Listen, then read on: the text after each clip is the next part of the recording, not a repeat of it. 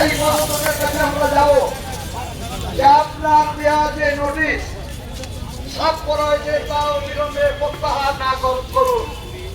যদি প্রত্যাহার করে ভালো, আর যদি প্রত্যাহার না করে তাহলে আমরা আজকে তাকে কথা বলে আসবো যে আজকে আমাদের শেষ আন্দোলন সংগ্রাম না, আমরা আগামী দিনে সারা কলকাতা কেন সারা পশ্চিমবঙ্গ থেকে সমস্ত জেলা থেকে হকাররা আসবে, আপনার এই ছোট্ট লালবাড়িকে আমরা কাঁপিয়ে দেবো এবং আপনাদের ওখান থেকে পার হতে দেবো না। আমরাও দেখতে চাই প্রশাসনের কত পুলিশ প্রশাসন আছে, প্রশাসন দিয়ে পুলিশ দিয়ে কর্পোরেশন দিয়ে হকারদের আন্দোলন দমানো যায় না।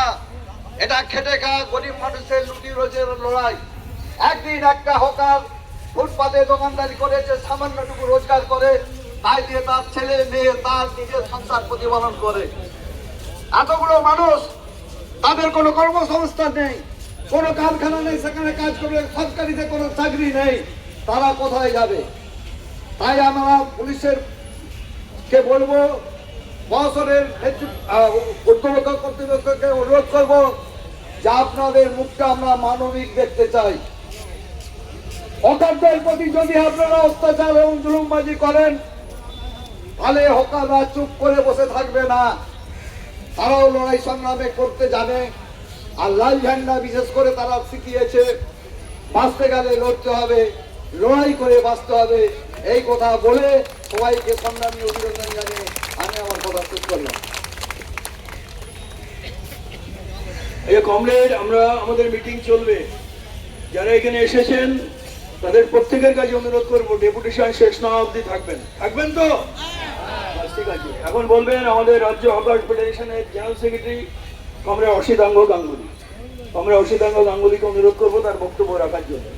কমরেড আক্তার হোসেন রাজু, আপনি যদি এসে থাকেন আপনি মঞ্চে চলে আসবেন।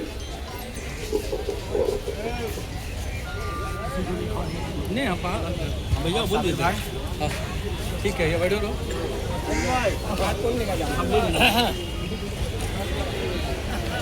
সাথী সভাপতি, এখানে উপস্থিত হকার বন্ধুরা, আপনারা আমাদের রাজ্য সংগঠনের পক্ষ থেকে আমাদের অভিনন্দন, আমাদের শ্রদ্ধা, নমস্কার, ভালোবাসা গ্রহণ করবেন।